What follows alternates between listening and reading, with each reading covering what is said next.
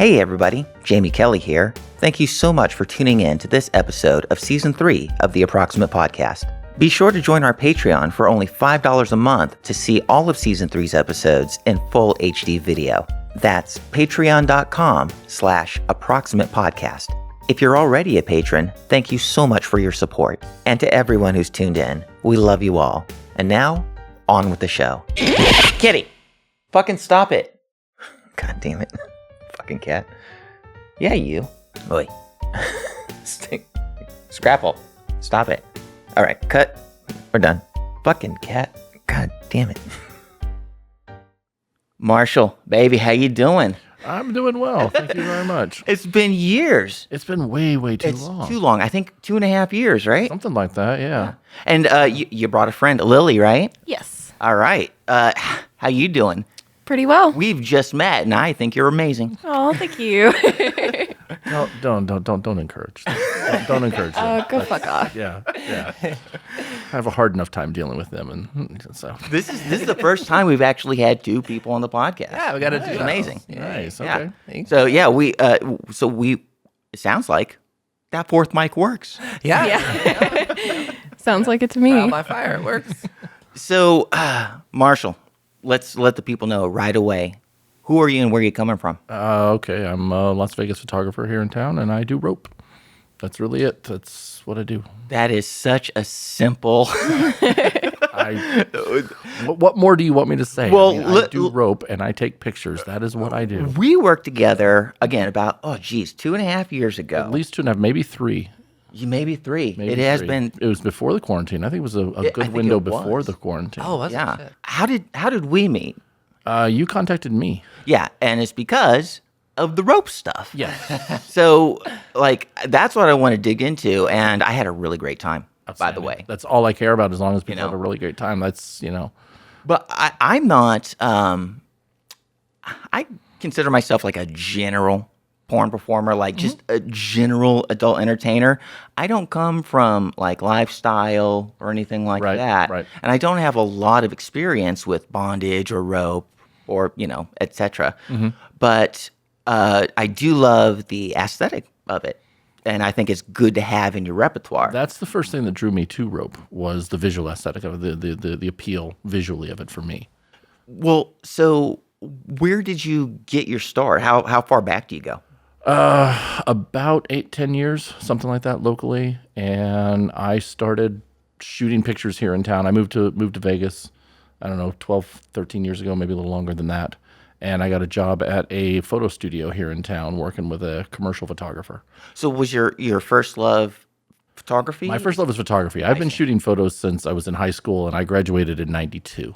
So I've been doing that for a very, very long time. And I've done all types of photography. I've shot weddings. I've shot You've been an portraits. independent contractor. Yeah. You've done commercial. I've done concert photography for newspapers. I've shot NFL games. I've done Wow. Ran the all gamut. sorts of stuff. When I was living in Florida, I would shoot for the Times-Union paper there and do a bunch of Nice. stuff like that. For a brief period of time, I wanted to become a photojournalist. That died off quickly because I just didn't want to have to deal with all the humans. So then for a while, I wanted to shoot like landscape and animals and all that sort of stuff. And I'm going to get nerdy for you in just a second because I'm going to take this thing I'm about to ask you to another thing. Uh-oh. First of all, what's your preferred camera? Nikon. Because I like my shit to look good. Oh, shots fired. I'm Canon, baby. Hey, the world needs ditch diggers. It's totally fine. How many awards do you have on your mantle? I don't know. Handful of them, but I get paid better, so Oh, God. God damn. Damn it. The shots fired on here. Back and forth. for a lot of years I worked in camera stores selling gear, so I got that whole concept of there are two camps. Oh, yeah. And then there's the Pentax guys. Oh, yeah. know, Yeah. and Well, stuff let like me that. ask you this. Now, we're talking photography here. Okay, well, you got the body and you got the brand. Sure. What's your glass? What's your favorite glass? 85 1.4. 85 1.4. Probably my favorite. from who? Nikkor. Nikkor. Nikkor. I buy a brand lens all the time. I think they make a better lens. I think they And this is for all your portraiture? for everything that I shoot. practically. Everything. So you need a lot of room. Pretty much, yeah. You're shooting on full frame? Yes, Of course. yeah. You But still need a lot of room. you do, but need a lot of space. the 85 is gorgeous. I love the view of it. I love how the crispness of it. Yeah. The contrast is gorgeous. I rotate between that and a 2870 2.8 that I've had for a very long time. So, but all my lenses are all pro level lenses. They're all high end glass, and they're all Nikkor brand. Yeah. So, Yeah, no, I believe you. yeah. I like it. I like my stuff to look good. The 85 I've been wanting for a very, very long time, and I borrowed one from a friend of mine one time, and just fell in love with it. Just- and so the day I got enough money to like It just get clicked. one, I was like, fine. Nice. So Well, I say that to say this. This is your like level of love for photography. What was the thing that like just made you like dip your toe into rope, and then how quickly were you drawn in? well, so when I was working at the photo studio here in town, we would shoot modeling portfolios and like a lot of like commercial work and stuff like that, and we would do these workshops where we'd bring in a dozen models and like a bunch of what we call GWCs, guys with cameras. Oh yeah. And we would shoot like these modeling shoots and stuff like that. And I really enjoyed it, but I wanted to do something that like nobody else was doing. So I started looking at like rope bondage and things like that as a way to do something that no one else was doing at the time. And many, many years ago when I was very young, I saw a particular magazine that had a bunch of traditional Japanese bondage stuff in it, and it's always kind of stuck with me. So I started figuring things out. I bought books. Yeah. And then I came... Self-taught. A lot of it, yeah. And then I joined the local rope group, which at the time was a group called Reverse Tensions. That was here in Vegas. Here in Vegas, yes. And became friends with a bunch of the people who were there. Became really good friends with one of the organizers of it, and he would come to my shoots and do rope for me. Okay. And slowly I was like, okay, that's kind of cool. And then he would teach me stuff. And then like I would figure something out. I'd be like, hey man, I got this. I did this. And Matt would go, that's cool. Let me show you something else. And whatever he showed me was like 8 times better than what I just did. And I was like, fuck. Okay, so I got to get better. And just eventually Learning experience, right? Yeah, basically. And just started taking courses and like hanging out with guys who were way better than me. And Yeah. learning as much as possible. Basically, it's just a lot of the stuff that I've learned is just from hanging out with guys who are a whole lot better than me. Yeah, and like through all that experience, I imagine like it felt like your life was going into different avenues you never expected. Yes, I started out wanting to do it just visually, and I would tell people I'm a photographer. I'm looking at this from the visual aspect of it, and this is what I want to do. In fact, did you ever meet Amanda? I don't believe so, no. Dr. Amanda? I don't think. No. No, but you've told me about her. Okay. Anyway, we were friends through the rope group, and she would say things like, "Yeah, sure, you're a photographer. You're gonna be a pervert." And I'm like, She "No, no." knew. You're Even if you didn't know, you gonna knew. be a She knew. Yeah, and 10 years later, she's like, "Yeah, you're a pervert with you like rope," and I'm like, "Yes, okay, fine, I like rope." But we find like in my experience, I've been in this business for years, but Like 3, 4, something like that. Yeah. They're really long years, but very long years, exponential year-long Yes. bits, equivalent to 4. But you find that the stories, I'm sure you've run into these guys where it's like dick first, figuring out how to do photography and videography later. yeah, no, I started with photography. Yeah. And that's when I shoot photos. That's my primary role is as a photographer. Yeah. And stuff like that. And yes, I love getting the dick wet. Yes, absolutely. But I would rather get a really cool photo Sure. first. Absolutely. And become friends with that person and like grow with the person and stuff like that. That's another thing, and that's what I like about like a pure passion is the people that you meet along the way and the relationships that you begin to harbor. Absolutely. Love Absolutely. that. So now I'm just curious because we have somebody that's completely new to me, Lily. Hi. How you doing? Let's just dive in somewhere. How do you guys know each other? We met, in like 2021, a little bit after the quarantine times let up and everything. He had put out some open call on his Instagram to practice floor ties for like a performance Yeah, or I was something. doing a performance for some group. a kink group that was coming through town, and they wanted a rope performance. Yeah, And some shit. I was dating a girl at the time, and we were going to do a performance, but I needed more time practicing the ties. So I put it out. I was like, can anybody come to my house and just let me tie this on you? And my crazy ass, not knowing who the fuck this was, no experience with rope, really was like, me, absolutely. Now, mind you, I had experience, a couple of years of experience lifestyle with kink, just otherwise outside of rope. Like BDSM type Yeah. stuff? Yeah, mostly impact. Was a very heavy impact bottom for quite some time before I found rope. But And that's before porn too, or it coincided with me starting with porn, actually. Around 20 years old was when I started, both with like lifestyle shit and with porn. But I'd actually had some friends that I used to work with at old vanilla jobs that had worked with him. So I had somebody, thankfully, to like vouch for before I just showed up at a random man's house. And Let then, him tie you up. Craigslist days. yeah. And then from there, I They got... have a very poor sense of self-preservation. Absolutely. Yes, to this day. But I got very lucky that we hit it off very well, and that it turned out I really liked rope and whatnot. I was not looking to particularly like it as much as I did. I just found out that it was a really good avenue for pain in an unexpected way, and he's a good guy, and we shoot shit a lot and everything, so got very, very lucky, but that was how we met. Man, we tie regularly now. Yeah, it's been 2 years, 3. Yeah, 2 years. Little of, over like, 2 years, 2 I years think. of like regular tying. Like, we have like a standing Wednesday date basically. So whenever our schedules don't fuck it up completely. Yeah. Wednesday nights are usually. I consider myself a masochist, right? And then like I'm getting this tie by him, by Marshall. Like we worked together like a couple of weeks ago, or maybe a month ago. A month ago, I'm really slow on my edits for you, and I apologize about that. understand. I'm trying to get through a bunch of stuff. So I understand. He had me in this. He had me in this like double fudamomo, which is, I don't know, to the crowd if you know these things. This is a Eastern. Please do explain, because I, as the host of the show and somebody that, like I explained before, just has like a kind of general overview, I'm learning. Like I got experts here in a field that I barely fuck with. So yeah, well, what is that? Fudamomo is what, just like a chicken wing type tie, but on your legs. basically, yeah. It's where you take your heel, bring it up to your butt, and wrap the whole leg, basically. Yeah. And it can be as a ground tie, it can be as a suspension tie, stuff like that. And there's a ton of different variations off of it.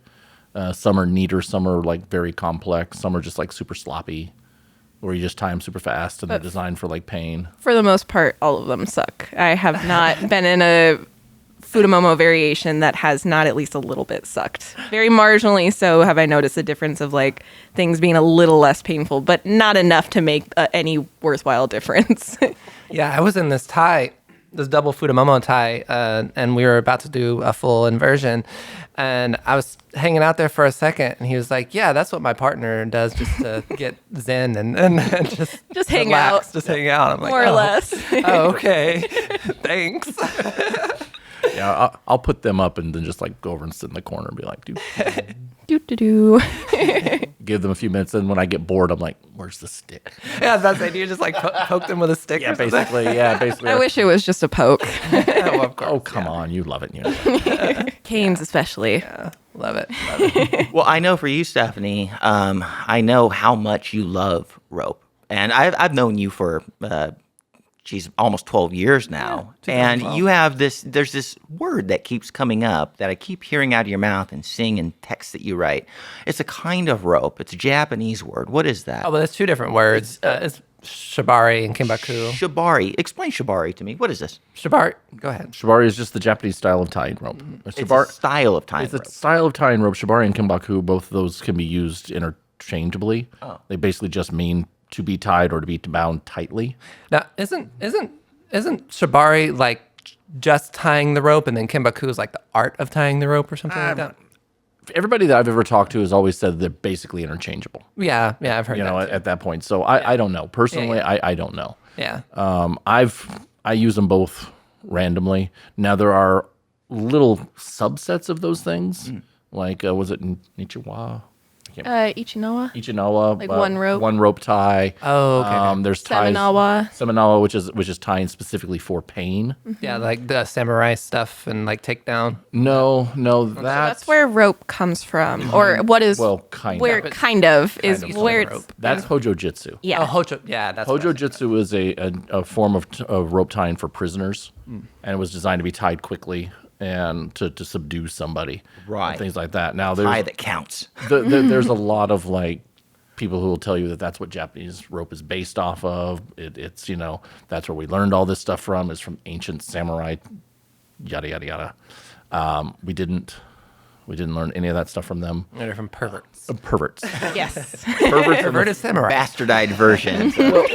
My feeling on it has always been that like they did base some of the ties on some of Hojo Jitsu's tying because it was efficient, not because of anything other than it's an efficient form of tying. It's a quick and simple form of tying that can be done easily and smoothly. I see. So this lends itself well to a production schedule. Basically, yeah. And like, and the guys who were really into it in the like late 50s, early 40s, or late 40s, early 50s, stuff like that, when it was really beginning. I think just based it off of old Japanese like wood carvings and like Hojo Jitsu style stuff because it was simple, easy. It was, like they picked it up. And then over the years, they've modified it into what we call shibari today. I see. And that's Eastern, and then Western came from like cowboys and Native Western Americans. Wait a minute. This is very interesting. Western. So is there a word for a Western style of tying? Not really. Not really? No, just Western style of tying is essentially like the Betty Page stuff. Yeah, Betty Page. It's very utilitarian. The knots are very chunky, big. There's like heavy on the wraps. It's also very heavy on like the contortion of the body, like hog ties and things like that. I was gonna see, is there a language for like the type of knots? Like, do you all like pride yourself on how many kinds of knots that you know? No. No.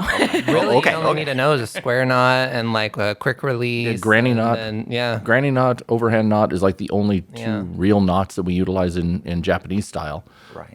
Now, anchoring to the body, you'll tie like a single column tie so that the bands themselves that would are wrapped around the body do not constrict. And that's either using a single column tie or Somerville bowline or something of that nature. Right. non-collapsible knot. Non-collapsible. Yeah. Is basically what that means, yeah. Right. But as far as the overall tying, like the chest harnesses and things like that, most of that stuff is locked together with just the rope being reversed on itself. So there's friction. Tension and reverse tension. And then, hitches.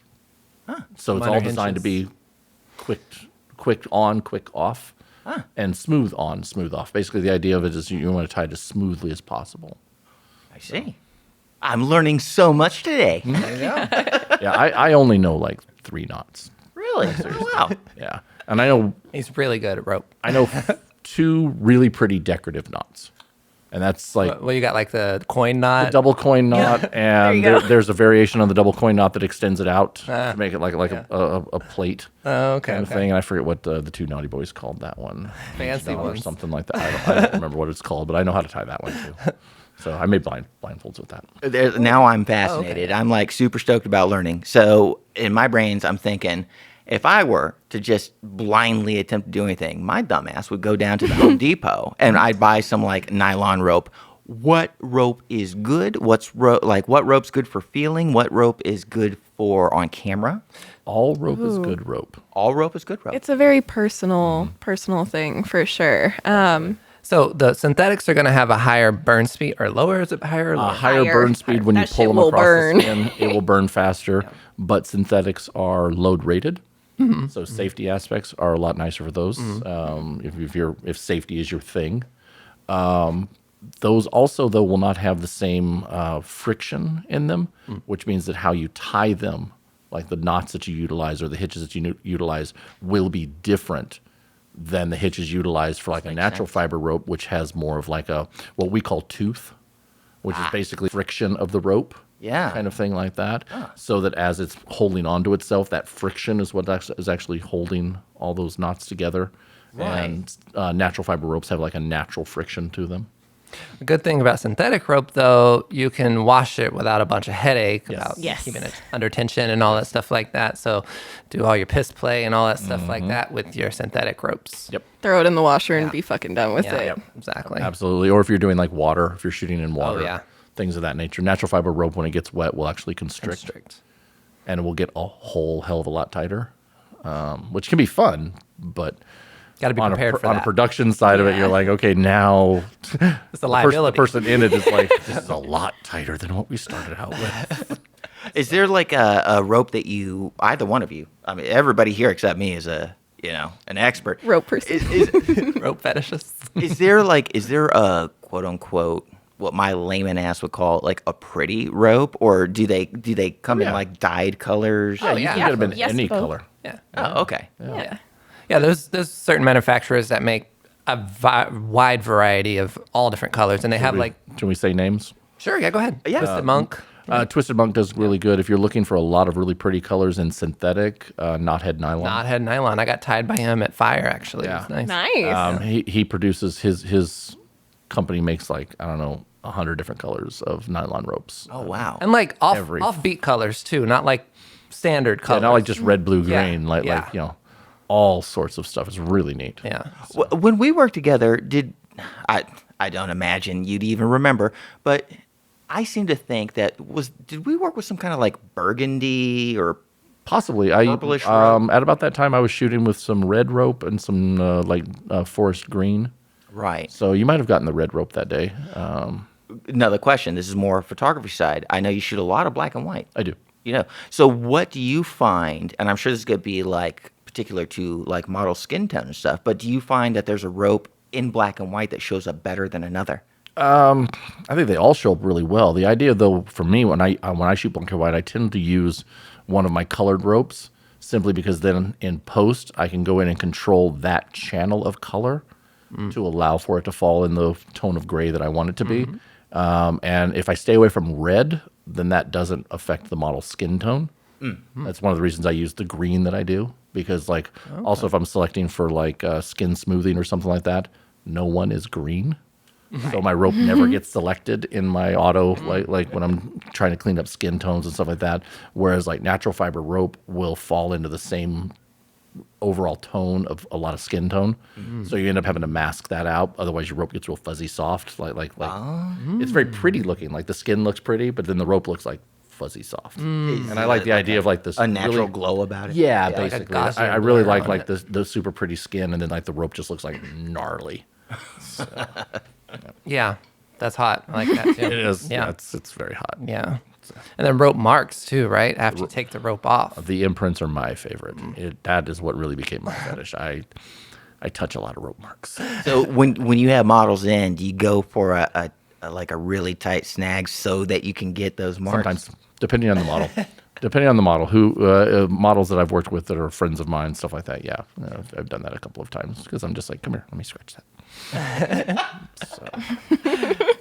Fantastic. When I tie them, I do the same thing. Yeah. The marks are half of the fun. for Oh, yeah. sure. Yeah. Yeah. Bruises, half of the fun, They right? really do show up cool on camera. Yeah, they Yeah. they look gorgeous. Oh yeah. Actually, your rope marks look really good.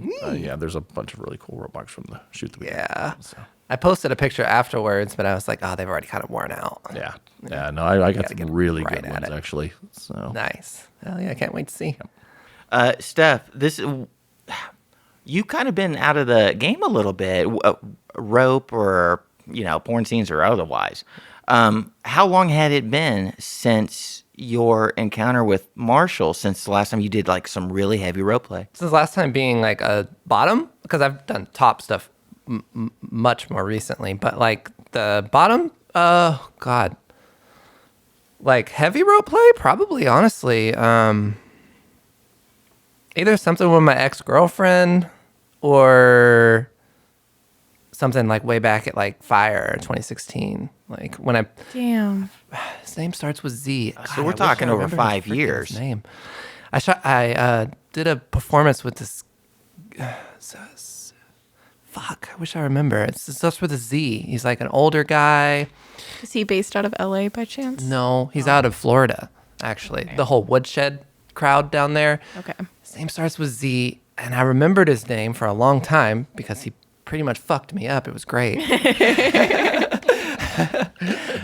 So That's how you make an impression. Yeah. so Fire Mind the pun? was like I felt like Florida rope intensive or something like that experience. Florida intensive rope experience. Yeah.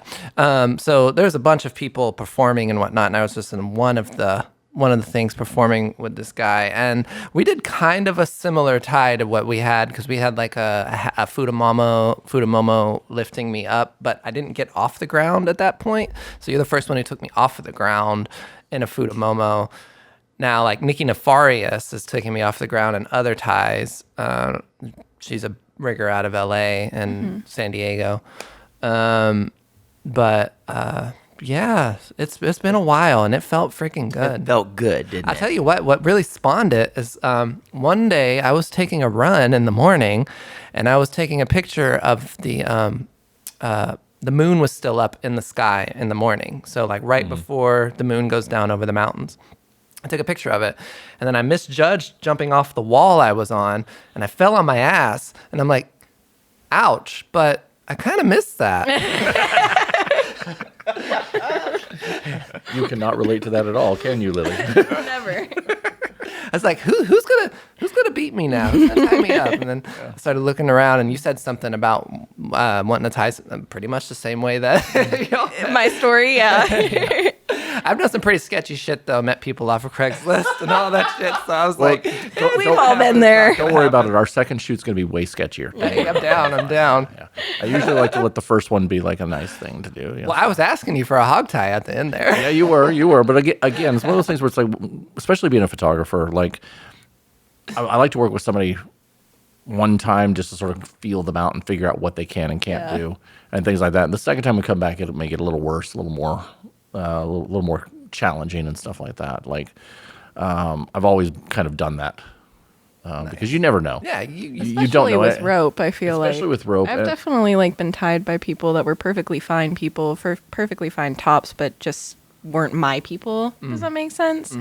And all it took was that one time of just like testing the waters to be like, all right, like this is cool and whatnot. Like, thanks for the experience, but we don't need to continue to do this. Oh yeah.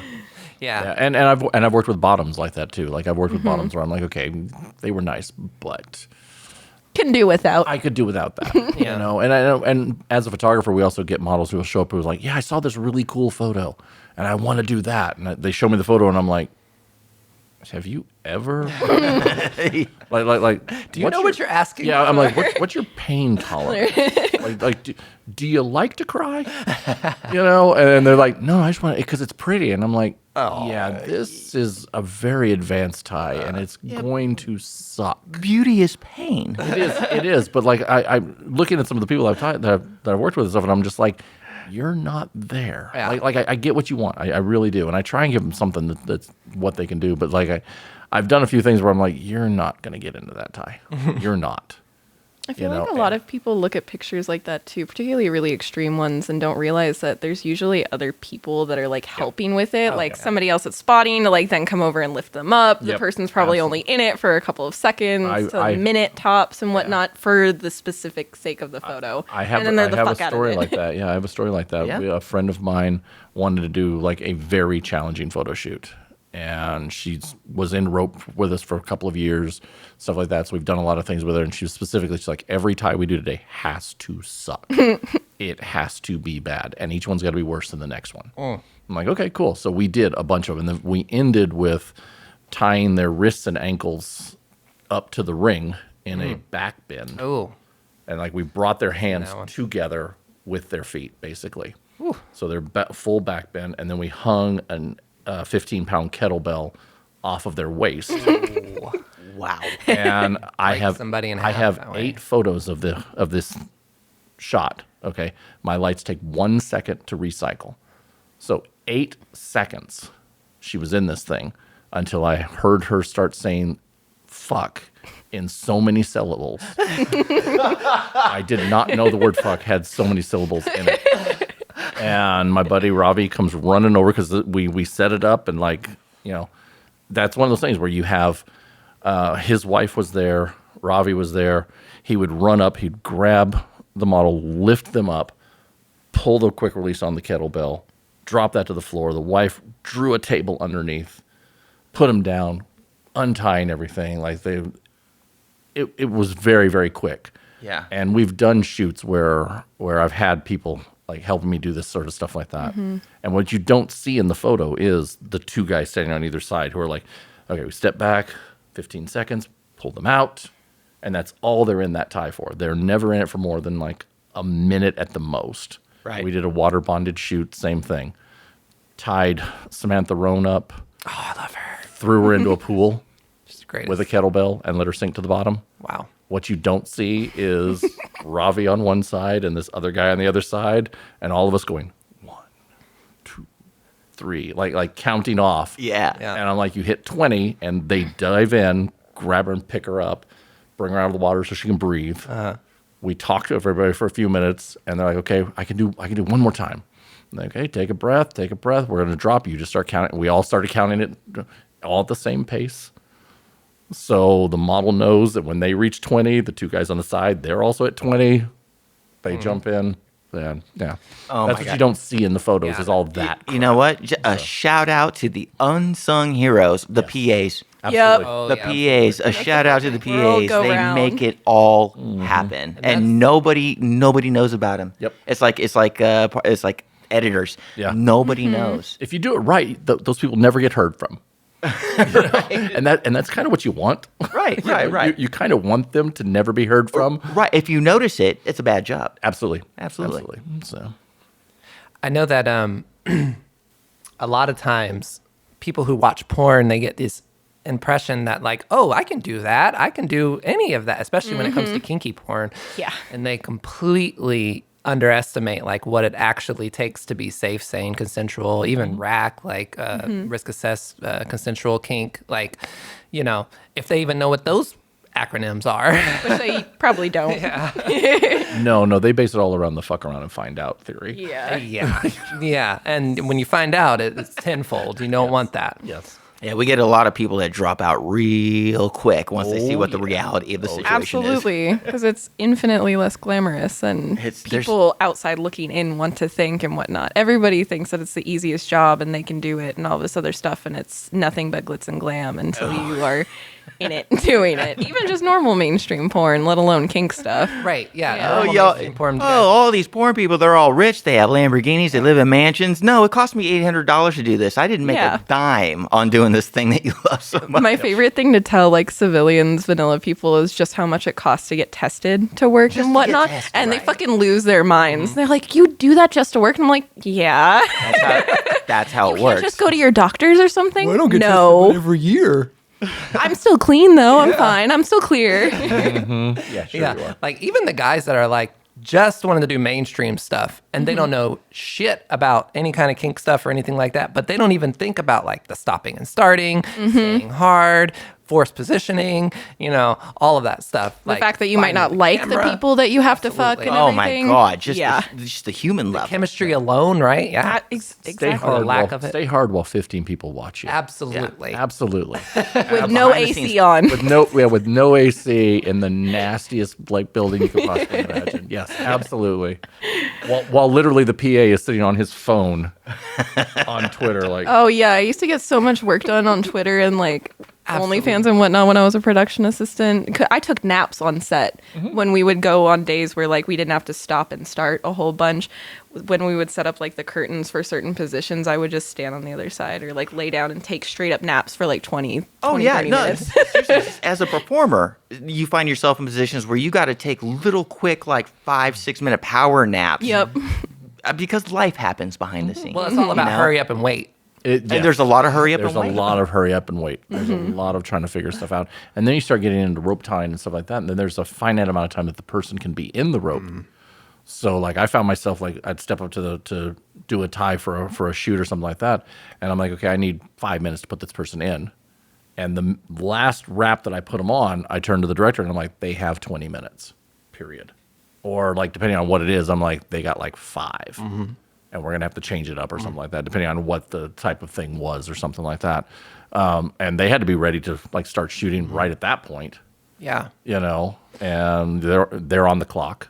And we don't have placeholders like TV and stuff. We don't have placeholders Stunt to doubles. like, yeah, we don't have placeholders to like get the light right and get the, get the sound right, get everything right. Stand-ins, there's no stand-ins We in don't have porn. placeholders to stand-ins, nothing like that. It's just us. Hurry up and wait. You're usually just like waiting around to, okay, we're ready for you. And then you do your part. You got about, if you're fortunate, you have 6 hours. Yeah. If Yeah, it's on a normal, good you day. have 3 to 4. Yeah. Yeah. I've been on set for 12. I think that's about the longest I've been on set, but it was as a production assistant, not talent, thankfully. Yeah, mine was just rigging and doing multiple riggings throughout the day, and like then there was break times and stuff like that, and like Yep. A lot of downtime. there was a lot of downtime. A lot of independent production gets really hairy. So like I've been on like it kind of becomes hard to quantify as an independent producer. Case in point, I have a series of DVDs called Transsexuals, and it's an orgy scene essentially, without going into details. But I, as a person that had to finance it and do everything myself, the shooting time would normally take about 4 to 6 hours, but everything behind and after took the entire day. Absolutely. And then there's been, I think, just a performer, I've been on set. I think my longest set was an 11-ish hour day, more towards 12, to do a simple VR scene.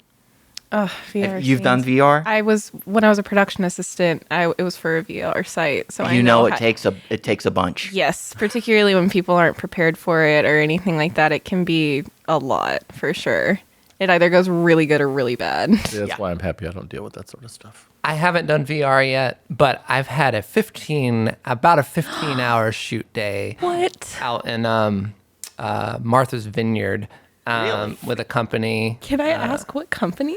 Yeah, but it was more the director than the company. Okay. But yeah, it was for Transensual, but it was the director at the time that made it more of a nightmare. And it was only one scene. It was going to stretch out into being 2 more, but she ended up canning those other 2 when it was too long. When the whole You day start running over time, Yeah. and then plans had to change. Yeah. And Well, 'cause also at a certain point, you've got to change gears. yeah. Yeah. I mean, we've had to do that on set where like the day has gone on a little too long, and at that point, the performers are tired. At that point, they're Absolutely. Yeah. they can't do what they could do at 10 in the morning this morning. Yeah. So some of the ties I've had to do have had to be like babied down, had to be like a little less of that, more like tied to something as opposed to hanging in the air. Structure ties, yeah. Stuff like that. More decorative tying that they could just look pretty while they're being used and stuff like that. Because by the end of the day, they're like, I cannot possibly have my leg behind my head anymore. Any longer. I'm I'm done. fucked in the ass and Yeah. everything. Like, I'm hungry, man. So, burger.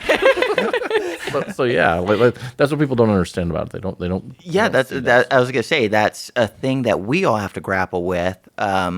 Is the amount of planning. Your shoot is only as good as the planning, Absolutely. and the pre-production, and then you can have everything completely planned out to the T. And then you still have to go, this could absolutely all fall apart, and you have to have a contingency plan. And you have to have enough time on your watch to allow for mistakes and everything falling apart. Failure is always an option. Yeah. And it can turn a lot of people off. But for those of us that are invested in this venture that we call adult entertainment, I like it. success is built off of failure. I look forward to failure. Failure is how we learn. Absolutely. So it's never just. I've been in this business for years, but there's a reason why I've never had to punch a time clock card in all that time. Because I love the failure as much as the successes, and I love learning how the importance of prepping. Absolutely. Yeah. Yeah. So And ways, I mean, failure is the most important part, honestly, because that's how you do. That's how you figure things out. Yeah. Yeah. Yeah. We do that with rope on a regular basis and stuff like that. 100%. Like we'll finish a tie or something like that, and it didn't go the way it should have. And so I'm like, okay, let's talk about this. What did we do wrong? What have we learned? Yeah. What Yeah. happened? Just recently with the nerve thing, which I haven't asked you in the last few days. How's your? It's still a little bit there, but Yeah. it's okay. But yeah, just recently had something similar, like learning by failure and whatnot.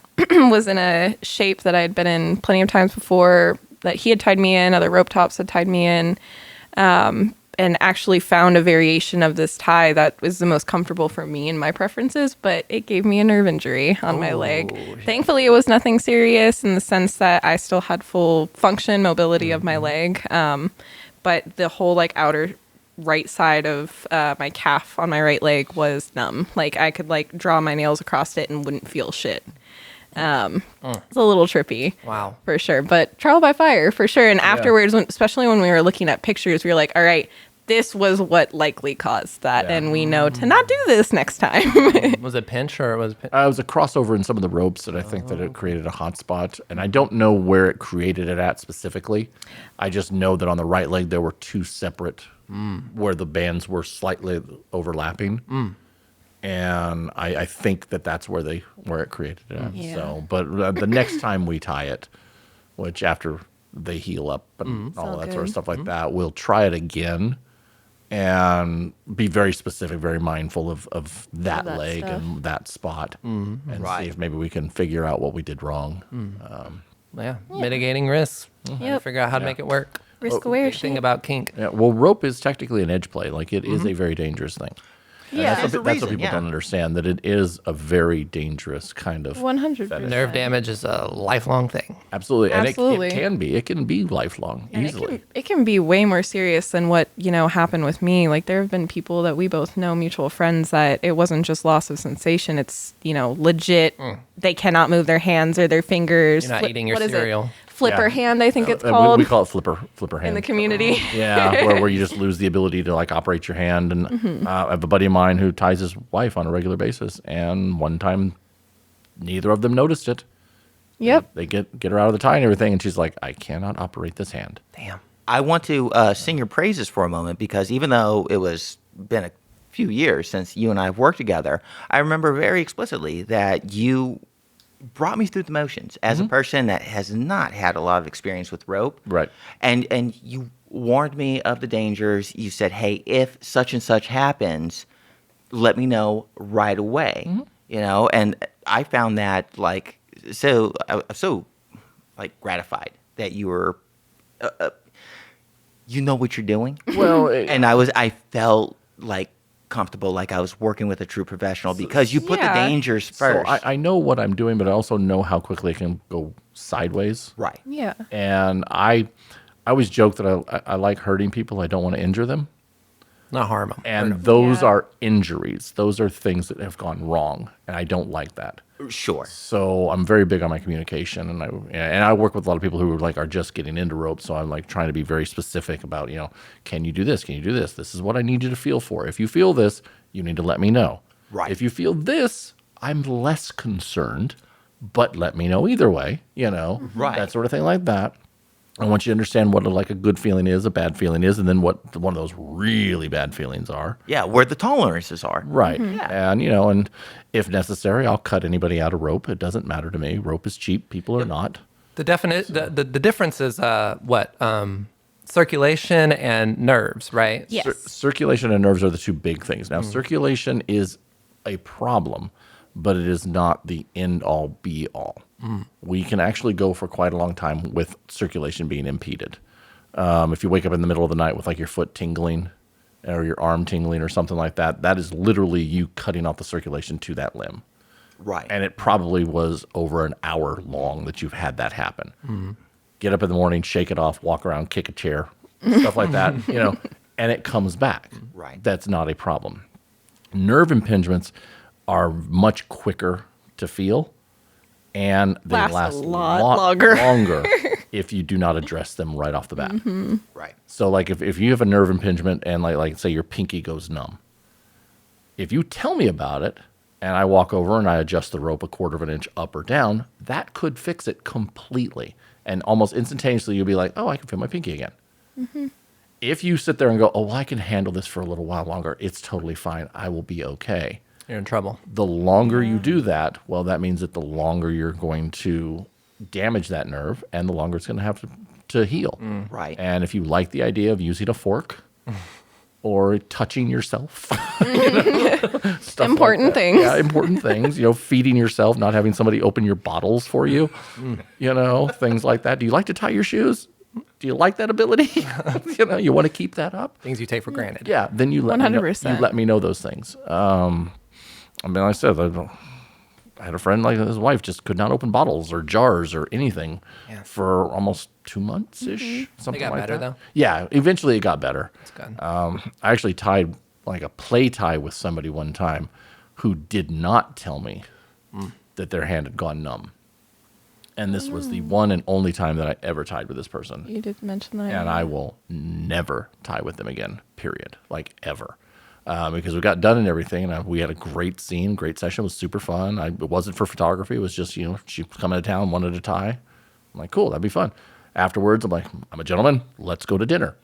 And I'm noticing that they're not using their left hand My at goodness. all. And I'm like, Goodness. is your hand okay? It's like, oh, no, it's totally numb. I can't operate it. And I'm like, what do you mean you can't operate? She goes, I can't make it bend. Oh my God. And I'm like, well, that shit's bad. And Yeah. she goes, no, it's happened like 4 or 5 times. It's fine. It'll come back. Girl. And I'm like, one of these days it's not. Like Yeah. one of these days it is not going to come back like you think it will. Like one of these days you may never be able to operate 3 of your fingers. Like, is that cool to you? It's because it's not cool to me. Yeah. And the fact that they didn't say anything to me until we were sitting at dinner was one of those things where I'm just like, in the back of my mind, I'm like, I will never speak to you again. You enjoy your food, sweetie, because as soon as I drop your ass off, you're gone. So, yeah. Hope she's okay now. I hope so too, but it was one of those things where I'm just like, no. If you had told me, there was 100 things I could have done. Like, we could have switched it up so quick, and everything would have been great, so. Jesus Christ, how harrowing. Yeah. I have a question because we're starting to come up to the top of the podcast. Okay. So we generally like to end it with this because this is a industry show. Yeah. And I just want to tell you right away, I appreciate how professional y'all are. This is yes. We try. So we try very hard. I want to disseminate as much useful information as possible for people that might be listening because it's going to be a lot of folks that we know. Yeah. It's just like, hey, what's Marshall up to? Hey, what's Lilly up to? And it's also going to be a lot of like new listeners, people that are like wanting to dip their toe in, just based off of what they see. Oh, there's a podcast with some porn performers. I always wanted to do porn. Let me see what they're talking about. So a question I like to end the show with is, if you had, and this is going to be for both of you, Okay.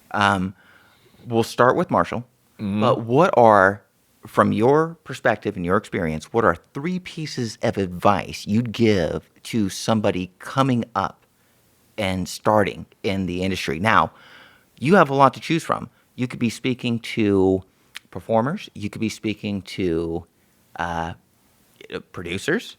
So wherever you think you have some like 3 pieces of a good advice, and you can mix and match. Okay. 3 pieces of advice, and then we'll get to you. Of course. God, that's really hard. So as a performer, if you're going to get into like kink stuff and things like that, be communicative. Like talk to the people on set. Talk to your rigger. Tell them everything that's going on. Tell them everything that's like you have an issue with your body before you begin any of that stuff. If they're on a professional shoot, if they're a shoot with people who are, want to keep you safe, they're going to adjust everything to physically fit you. And then you're going to have a much better experience. Right. So if you don't tell us things, then we don't know these things. Communication is Yes, key. communication is key. Don't be a wilting lily. To speak up. Yeah. Speak up. Can't read your mind and don't try to be the tough submissive. Yeah, Yeah. that's a very Yeah. important. That's a Don't very try good way and- of putting it. yeah. Don't try to be tough. Because what you consider really hard to do, somebody else may consider super simple.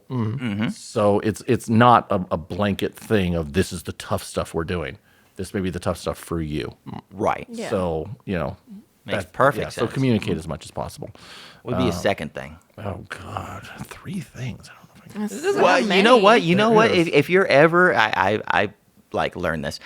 If you're ever at a loss for words as to 3 things, pick 3 things that are, pick things that annoy you. Well, Address an annoyance. Okay. an annoyance. An annoyance. An annoyance. You don't communicate. Yeah. Well, don't communicate. Also, it's not a dating service. Yup. Hey, there we right. go. This is very good. I'm glad you brought that up. I mean, I flirt a lot. I really do because I like flirting. Even when I tell people it's like I love to flirt, even when I know it's not gonna go anywhere at all. I still like to flirt. It's fun. It's just fun. But at the end of the day, this is like I'm working. So at the end of the day, I'm not trying to pick up a date. I'm not trying to get laid or any It's of a that sort of job. stuff like that. It's Yeah. a job. So make sure you remember that it's a job and that these people are or that you're working with are trying to do their job too. So, If anything is to form relationship-wise out of any of the work, it'll just form naturally. it will. Yeah. It will, absolutely. If you pursue it, yeah, I don't know about that. That's I've dated 2 of my scene partners, and it just formed naturally. Yeah. one of my last important relationships. She came to me as a model, and we hit it off really well, and it grew from that. But it's very It's organic. Yeah. It's organic. It's not. I've worked with people who are like phenomenally gorgeous, and I'm like, oh, you are perfect, and I'm like, it's not going anywhere. I was gonna say, like, you can tell, like, I run both gamuts, both sides of the fence, as a producer, as a performer, and every other kind of plate you can spin. You can tell, like, people's sense of boundaries. Yes, Right? absolutely. So, I mean, this is your moment to talk, but if I'm to add to it whatsoever, if you're a producer, be very cognizant of whoever's coming to your stage. See what their sense of, because we're dealing with people here, and we're dealing with a business where the bar for entry is so low. You're going to get all kinds of people. Absolutely. You're going to get some of the most professional people, And you're gonna get some that are not. and you're going to get some people that are not, and you're going to find that there's this kind of common thread of, okay, this might be a problem person. Let's just get the shot, And as a performer, be the same way, never walk into a situation completely trusting, because again, you don't know what a producer's boundaries are. So you always got to be cognizant. The third thing is learn from your mistakes. You are going to fuck up. You are going to do something wrong. You are going to cross a line. You are going to do whatever that mistake is. It's going to happen eventually. So admit it, understand that you did it, and learn from it. And don't harp on it. Yeah, If you make a mistake, it's not the end of the world. it's not. It is no. a growing and learning It experience. is. It is, and just understand that you don't do it again. You don't do it again. The world's not going to fall apart. Now, I'm speaking to, because I know a lot of performers. I know this is actually speaking more to performers, because I know we're maybe a little bit more prone to being juggling with insecurities. If you make a mistake, the world's not going to end. Not everybody in the world's going to hate you. It's just a thing that happened on set, and you learn from it. And internalize the lesson, and just keep moving forward. Just Yeah, keep yeah. being Get better. tenacious. Get better. So thank you so much for that. Lily, I got to turn to you. Yeah. 3 pieces of advice that you give somebody. Really good. So, shut the fuck up. I love that. He kind of stole one in terms of and we had talked about this earlier about like not being afraid to fail, not being afraid to make mistakes. Specifically, like what my mind went to was the avenues in which you take in sex work, because there's so many different ways, like mainstream, independent content creation, dancing, full service stuff, cam modeling, like all of it. And I've done a pretty good plethora of all of that stuff over my years and have failed miserably at a few of them. Like stripping, for example, is not for me. God not bless your- strippers. not your God deal. bless. Nope, I did not like it in the slightest, and I don't think that I would make good money if I had stayed with it. Failed at it, but kept it fucking moving and found camming, which then became my thing for quite some time. And then eventually, everything else fell into place because I got tired of making my own shit. But in general, like not being afraid to fail and go through things, making errors, trial by error shit. Yeah. The second thing that came to me pretty easily, which is a little specific to my experience with how I branded myself, but I like to tell like newbies to sex work to try and brand yourself, market yourself as close to yourself as possible. Because I know for me personally, I have definitely branded myself as like very hyper femme, and it's something that is like kind of desired out of me doing mainstream specifically. And I've made peace with it and whatnot, but I definitely get resentful of it from time to time. And if I could go back in time and like change that image to something that was a little bit more true to me outside of porn, I absolutely would. I'm just going to interrupt you for just a second. This is a theme that has, like, we're 7 episodes in as of the time of this recording, and this is a theme that keeps coming up. Really? Being true to yourself. Like, if I could, I Yeah, can't go wait back. for you guys to see these episodes, because it is. Every person we've had on the mic at some point has said something to that effect. Yeah. Being true to yourself is paramount. 100%. It is. And I know it can be tough, because a lot of the people that come into this industry come from an age where they're still discovering themselves. 100%. Yeah, I was You know? 19 when I entered the industry. Right. So sometimes it takes a little, it takes failing to discover who you are, and then standing up for who you are as you 100%. proceed further. I was in my 40s when I started doing this crap. Oh my God. I wouldn't have marked you for anything over 36. That's really nice of you. Yeah, I just had my 10th birthday. So Lily, what is a third thing that you'd say? Third thing, I guess I would say being really, I guess this ties into the other things, but being very, what's the word that I'm looking for?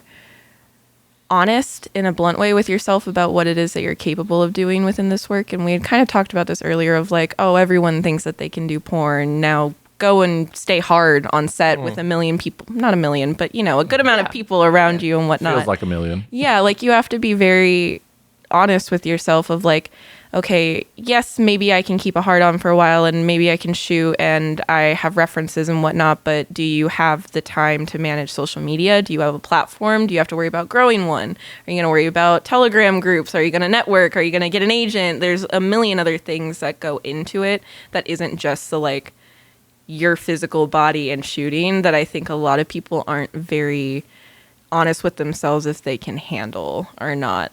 I always say And that. not in a bad way, but just like you need to be honest with yourself way. I always, Know your that make limitations. sense? Know what. Yeah. Know what you can do. I would say the actual shoot is like 20% of the job. Yeah. And the most rest fun of it. part of Yeah, it, yeah. too. Well, I think that's a very well put point. And I think that people that get into this, if they're not so prepared, they quickly find out that, oh, this is so much more. Yep. And that's why, like, I always say that porn or the adult entertainment industry has a higher turnaround rate than Absolutely. like telemarketing. Absolutely. Because once you find out what you have to do, to gain any kind of, whether it's financial success or personal success, it takes more work than you ever thought possible. Absolutely. You know? I was the same way when I entered the industry. I was like 19. I was still in college and everything. And I was in between like political work. And I was like, I had friends that were cam models here and there. And they were like, you should try this. You're, a skinny little blonde white girl. You'd do well on my free cams. And had zero fucking idea of what all that entailed and whatnot. And SESTA and FOSTA got passed. And then all of that other stuff. Yeah. Hell. If hell started hitting, and I very quickly started learning like all of the shit that came along with it, and thankfully for me it worked out. Like It was worth it enough for you to Yes. stick it out and learn the lessons, Absolutely. learn from failure. And I'm ever here you so are to this happy. day. Absolutely. Yeah. I love this industry and I'm very thankful that it did work out, but I think for a lot of people that is not the case for sure. Well, I'm ever so happy that I'm behind the camera because I can't do what you guys do. and we're thankful to have folks like you Yes. that are Absolutely. patient enough to deal with folks like us. Us. I look at some of the crap you guys put up with and I'm just like, no. Well, you know what I love about this? It's a mutual consideration both ways, back Yeah. and forth. Yep. And with that, guys, Marshall, thank you so much for being here. Thank you for asking me. I'm really happy that you asked me. Lily, I'm so glad that Marshall dragged you along to be on our little Penny Annie show. Me as well.